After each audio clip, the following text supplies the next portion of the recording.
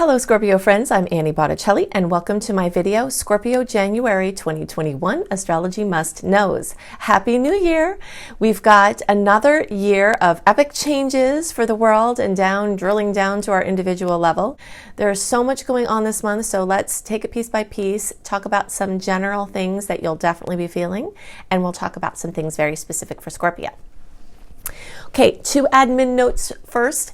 This is for you if your moon, your sun, your rising is in Scorpio, or if you have any other placements in Scorpio that you watch for.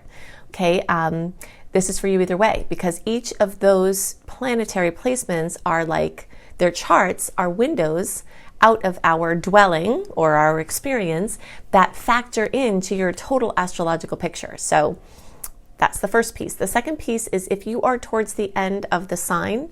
So if you're like November 11th through the rest of the sign, or you have Scorpio placements between 20 and 29 degrees, and the later in that, the more this is so, I recommend that you also watch my Sagittarius reports, because those of you who are cuspy will tend to have pieces from both charts. Okay.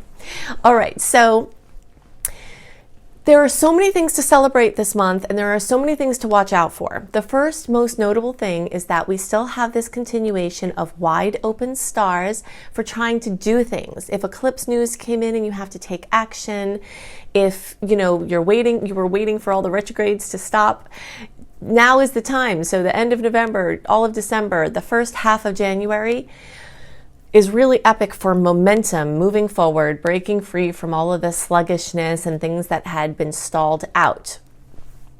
Once we get to the middle of January, we're going to start sliding back down into the energy of Mercury retrograde, which starts at the end of January. So the second half of the month is different than the first half of the month.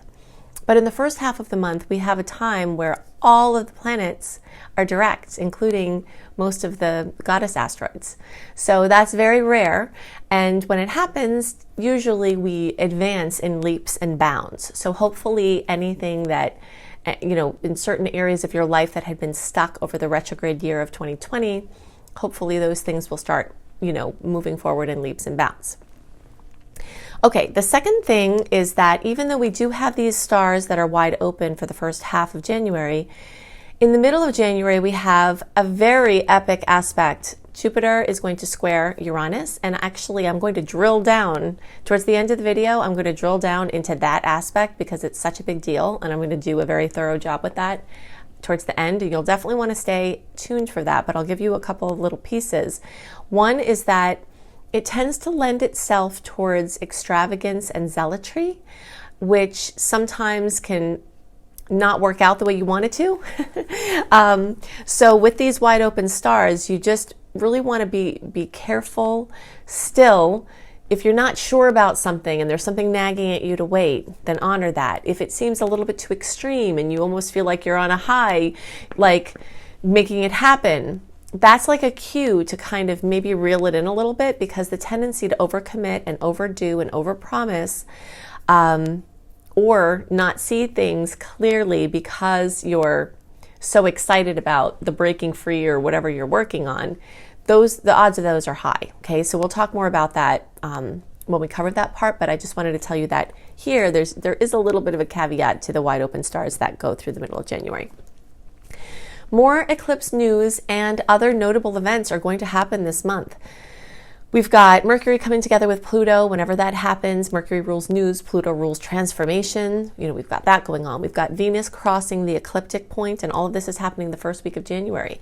And so when that happens, as the personal planets cross over the placements where the eclipse occurred, so we had 2 eclipses, one in November, one in December, and we're still kind of at the end of the eclipse season here, where news and events and things are coming through. So again, in that first week especially, but you might see it drizzle throughout the month, news and just pieces of that eclipse storyline are going to come to pass.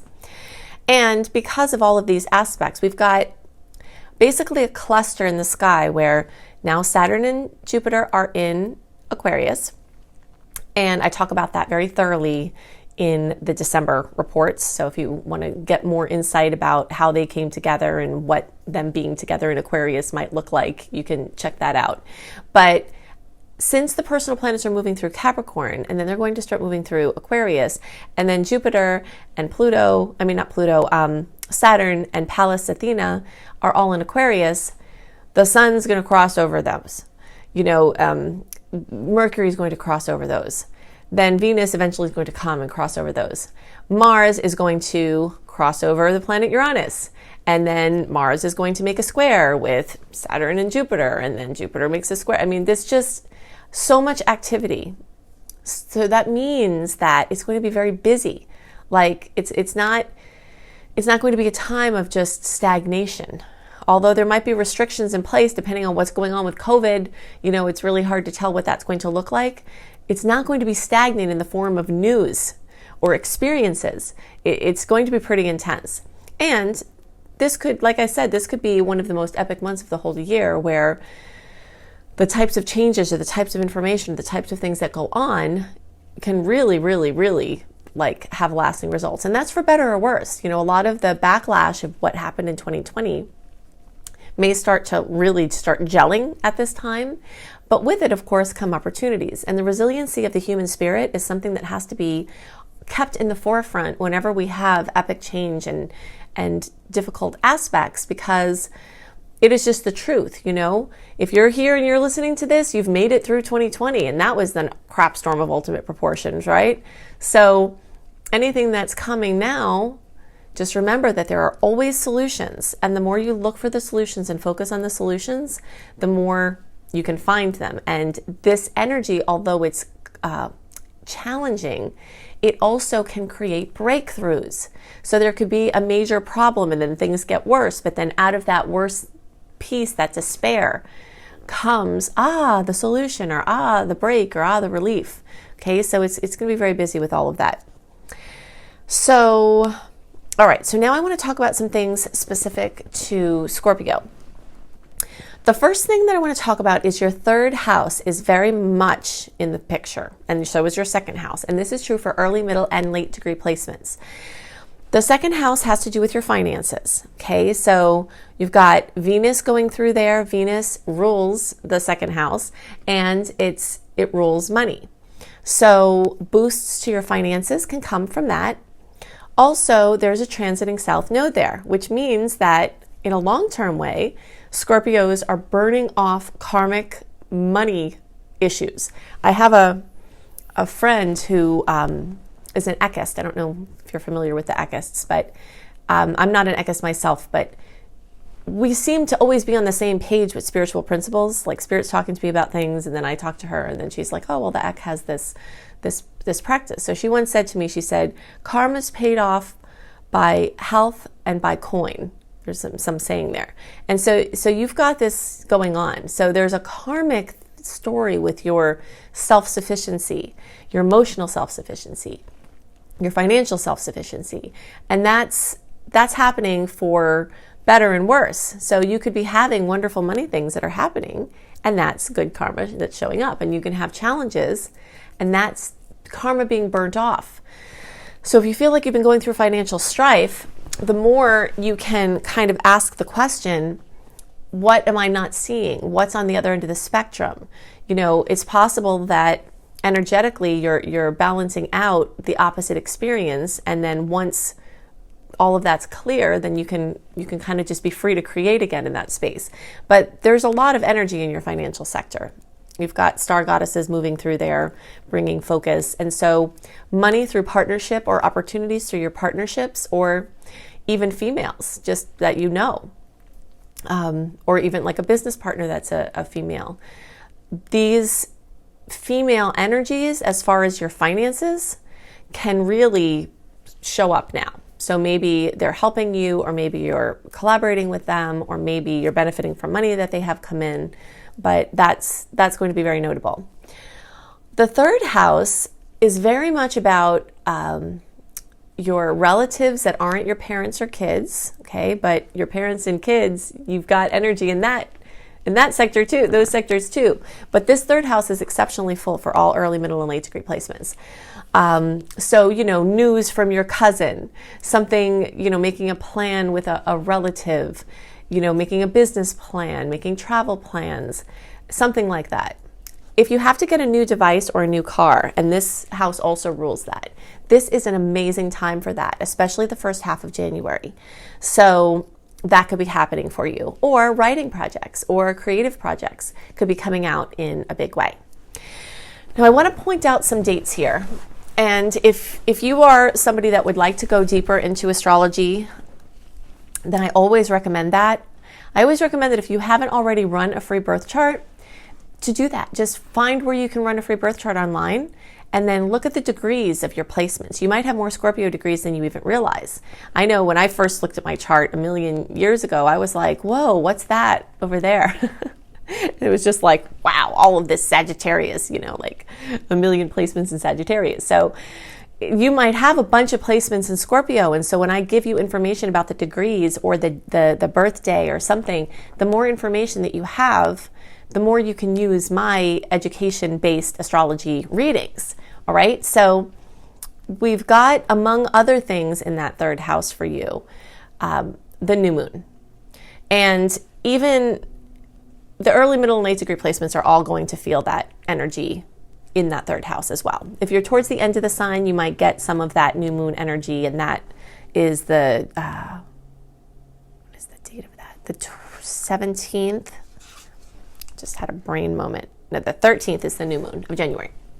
So those of you towards the end of the sign, you might have that new moon energy also in your money sector. But you even still will feel this new moon energy in this third house of the relatives and the cars and the communication and the mobility and all of this.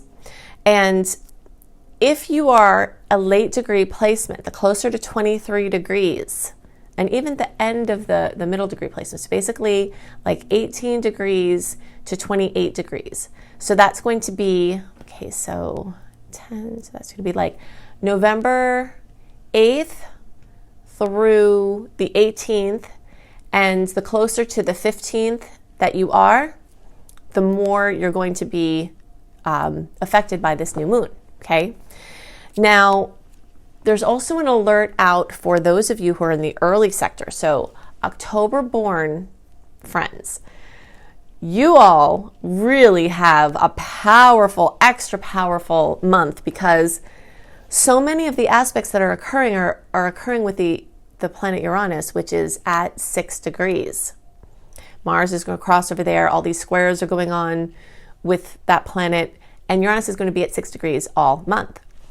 So if your birthday is like October 28th, or like that, or the 5 days, so like until the first couple of days in November, or like the 23rd, so October 23rd through the first few days of November, the closer to October 28th, the more powerful this is. Or if you know your degrees, the closer to 6 degrees, if you have any planet close to 6 degrees, you are really, really, really going to be affected by what goes on, because all of those things are going to link right into your placement through opposition through that Uranus placement. So jolts, surprises, everyone is pretty much going to feel like their finger is stuck in a socket all month, which I'll talk more about later. But you all in particular really have some intensity. Most of those aspects are points of conflict. I'll be honest with you, they're points of conflict, okay? But there is at least one super sweet one. So you've got that kind of thrown in the mix. And you don't have to fear these aspects. Please make the choice to not fear these difficult aspects. When we talk about them, I'm like, wow, that's going to be a crap storm.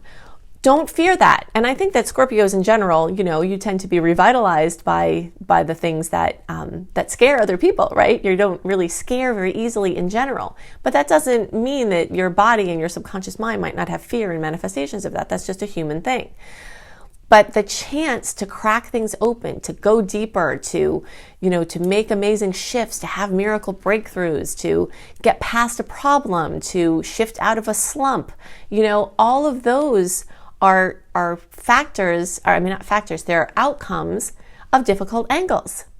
It's just the way that it is. It's like mining for diamonds. You've got to go through the mine. You've got to crack open with the pick thing. You've got to polish the diamond. It's a pain. But then you get the diamond and it's shiny and yay, right? So that's what these challenging aspects are about. And we'll never get away from them. Every month we're going to have some challenging aspects, some more than others. And those months where there are more, you're going to feel it. And you're going to feel that this month. And those of you in that, October 23rd through first few days of November, you're going to feel it the most. But you also have the most chance for transformation, and those things are also going to be very centered around your relationships. Okay, so it's you versus your relationship, your physical body, your recognition, you finding your way, you making your way, your relationships, things that people close to you have going on. And it's possible that some of these effects can be shockwaves that are experienced through your partner or through somebody else close to you. Like your partner's going through something and you're really, really, really affected by what's happening in many, many different ways, financially and other. And again, this can be for better or worse, but it's definitely going to be intense. Okay, so let's see what else we have going on here I wanted to talk about.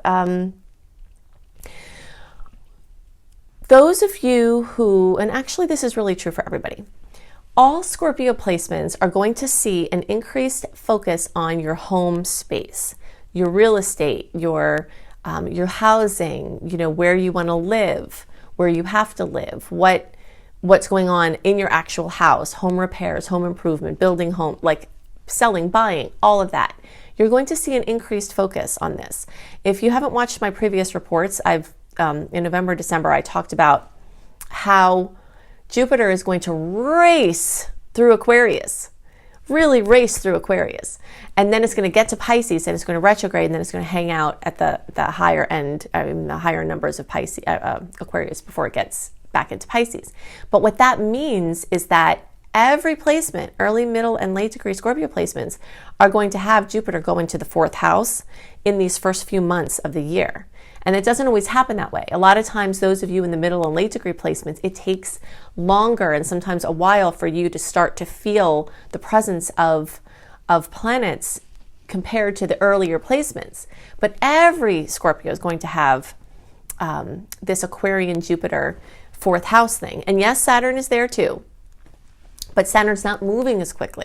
So those of you who are like basically November born, you're not really going to be experiencing the energy of Saturn in the 4th house for a while. You'll feel echoes of it from your whole house chart, but from the Placidus level, you're not really going to be feeling that. But the Jupiter thing, you will. And so what that means is that Jupiter's expansion, Jupiter's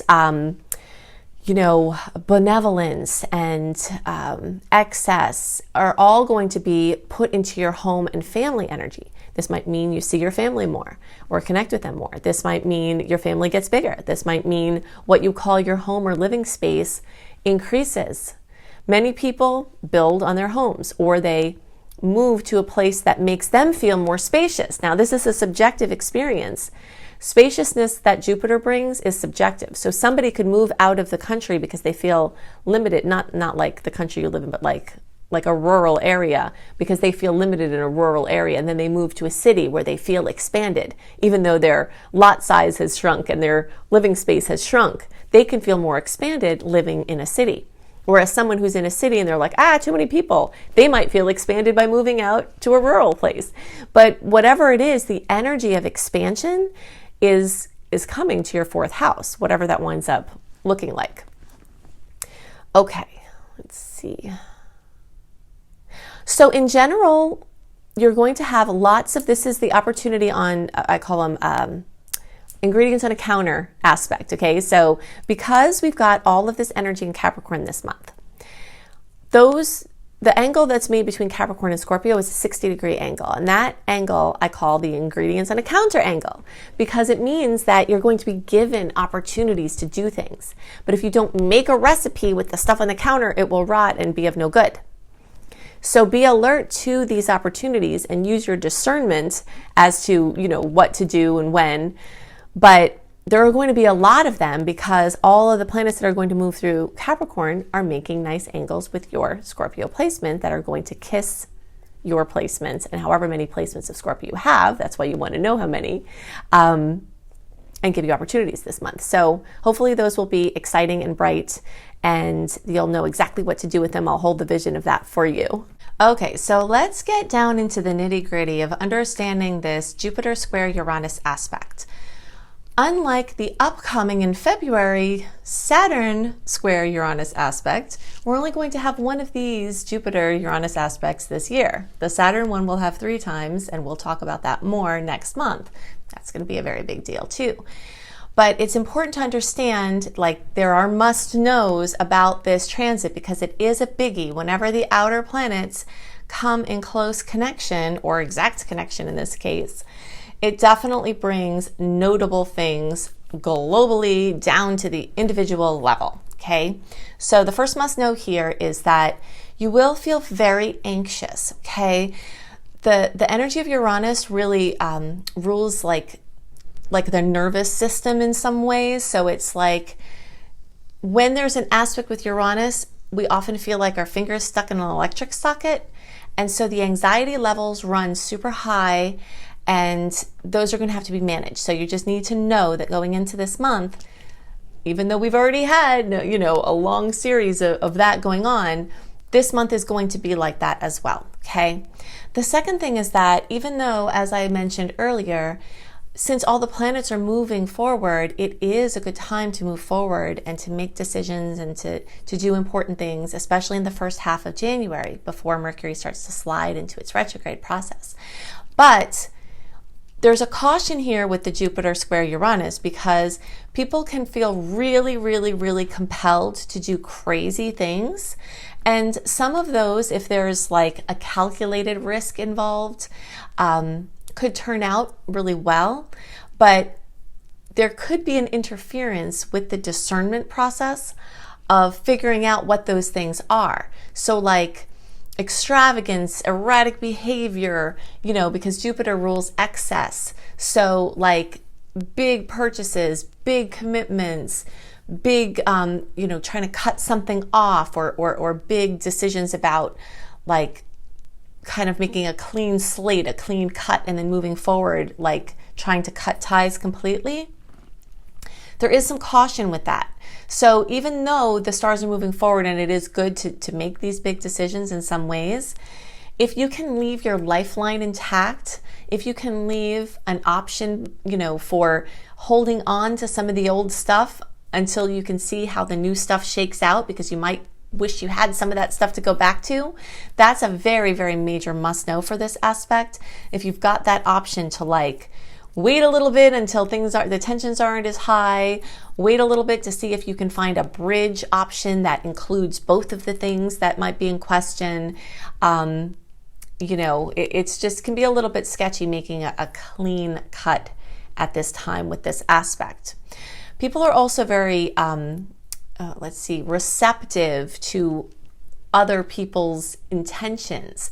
So whether it's on your personal level with somebody close to you, or whether it's in a level of like a leader or a religious leader or a political leader trying to exert or say things, people are going to be very open to suggestion at this time with this aspect. And actually, there are known cult leaders that have had this aspect in their natal charts, like the capacity to woo somebody over into something that seems so exciting, like it's going to solve all the problems. Just be very wary of anyone or anything that says, now all your problems are going to be gone if you do this thing, unless it's something that's low stakes, low commitment, has protections in order, isn't like one of those big clean cut where you're just like completely separating. If it's something that seems reasonable, and maybe you might not even know if it's reasonable, that's the difficulty. I would say have like people that you trust to cross-reference before you do anything crazy with this aspect, okay? So let me see what else I wanted to tell you about this. So the energy of rebellion is going to be very strong because of the planet Uranus ruling Aquarius, and now Jupiter's in Aquarius and Saturn's in Aquarius, and then we've got these aspects with Uranus which rules Aquarius, so it's like the energy of like being a rebel, breaking free is going to be very strong, and you will be able. That's one of the very plus sides of this aspect, even though it is a challenging aspect, we could call it, it's a point of tension. You can break free of things that were shackling you. But the more you direct the breaking of the shackles to things like clearing up addictions, clearing up debt, clearing up, overspending, like clearing up bad habits, the more you can be more sure that it's going to be a good thing what you think that you are breaking free from, okay? Because breaking free for the sake of itself might seem very alluring at this time, and people could make some rash decisions that they later regret. So a lot of caution and care has to be given. Okay, let me see if there's anything else. Yeah, so there, along with this can also come like impatience, because you're wanting to make it happen, and it's towards the middle of the month and things might start slowing down again, or here I'm telling you, like, take a little caution when you move forward. So there could be some of this like frustration with not feeling clear about something. But if you don't feel super clear about something, then definitely I would suggest waiting it out a little longer. The energies will be much more clear in March and April for trying to make some big decisions again, in the event that you're not completely clear at this time. Some other things about Jupiter squaring Uranus are, first of all, that it may coincide with major trajectory changes. And this is an interesting topic now because we've just come out of eclipse season and we're still kind of getting some leftover things from the November, December eclipses, which definitely are trajectory changing and can really set people on a completely different course. And this aspect does the same thing. So it's very kind of eclipse reminder like in that way, where it's, you could see something come, and if it's coming out of your control and you can't do anything about it, then your choice is to clear up the resistance and accept it, or look for possible solutions or ways around it. And if those can't be found, then, to try to regain your peace on the topic. But it does often coincide with very dramatic life changes, and also changes in fortune. So people may make a bunch of money and all of a sudden be rich. People may lose a bunch of money and all of a sudden, have a reversal of their financial situation. So those types of things can happen. An analogy that I've been thinking of for this aspect has to do with those stories we hear about certain people who have become famous too fast, or become famous too young, or become successful too young or too fast, or just too plain successful and famous, right? Sometimes, and I'm not saying that this is true for all people who are successful or famous, obviously, but there are many people we've heard of that have just not been able to handle that level of change and that extreme change, or that extreme experience, and it has burnt them up. And this energy is very much like that. So many people might be thrown into the spotlight, thrown into fame, thrown into fortune, or thrown into not fortune, just like a big change. But a lot of it can be very positive, like, you get your dream that you worked for, but you need some help and support managing the openness that comes with it. Sometimes this aspect can bring too much freedom and too many options, and the confusion that comes from those things, So definitely if you're in a position like this where something like this occurs, remember what I said, so that you can seek out support to help you stay grounded and help you stay centered and help you make good choices during the major changes. Because zealotry is another word that I'm using to describe what this energy can bring. And even though the aspect is happening on the 17th of January, this is a big one. So we're feeling this, even a month or more before it's starting to build, and we'll feel it after. It'll flow after. It's like, it's a big one. We're not going to feel it just on the day and the week of this. This is a trend that's kind of building in our subconscious. It's making itself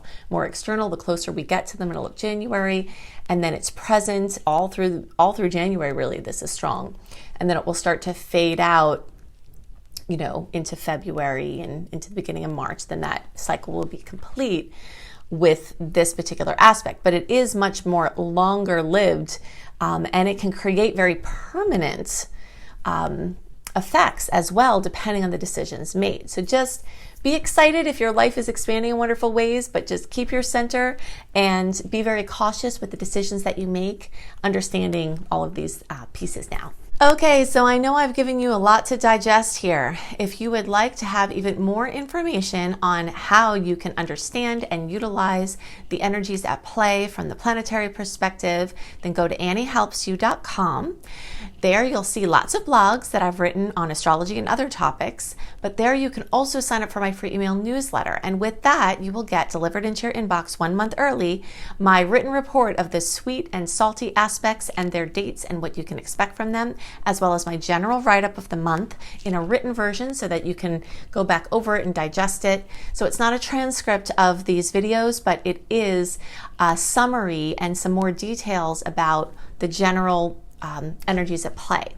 Okay, so you can get that at anniehelpsyou.com, and you'll also receive my 28-day virtual coaching program called Shine for free as a member of my email community. Okay, so all that's at anniehelpsyou.com. Then you can go to cozybysweetstarlight.com, and you'll see my written horoscopes up 1 month early, as well as book recommendations for each sign for each month, depending on the sun, where the sun is for each sign, plus healthy lifestyle and spiritual lifestyle blogs on there. It's a beautiful site. You will love it. So you can check that out, cozybysweetstarlight.com. Definitely also go to my school, Luminous Life Multiversity, at lumelife.com, L-U-M-E life.com. I've got free courses there on health and wellness, also on increasing your abundance. You can see those free courses, and you can see my paid course called Becoming a Professional Astrologer Mastery Course. If you think I put a lot into the free resources that I give you every month, you should see what I do for the paid resources. It is quite crazy comprehensive, and it will equip you to do whatever you'd like to do in astrology, whether it's just for your own self-development and helping your family and friends, or if you'd like to include it in part of a professional offering, or just do astrology as your work. I will teach you what you need to know to do that. So you can see all of that there. And very exciting, it's definitely time to get my book, Planetology, How to Align with the Natural Rhythms of the Universe. It's out officially on December 8th of 2020. You can pre-order it before then, and you can find it on Audible. It's on Kindle. It's in a print version. It's on Barnes & Noble Nook. It's a beautiful hardcover reference book that you'll go back to time and time again. All of the Books A Million stores and all of the Barnes & Noble stores in the entire US has ordered copies of this book. So you should be able to walk in and get it unless somebody's bought them already. But you can also order them on Amazon and at independent booksellers, many independent booksellers worldwide, and also some big booksellers worldwide have also stocked this book. So you can find it pretty much anywhere. So you can see that, more of that, by just searching for Planetology and my name. And I hope you have a wonderful month. Happy New Year, and I'll see you next month. Bye.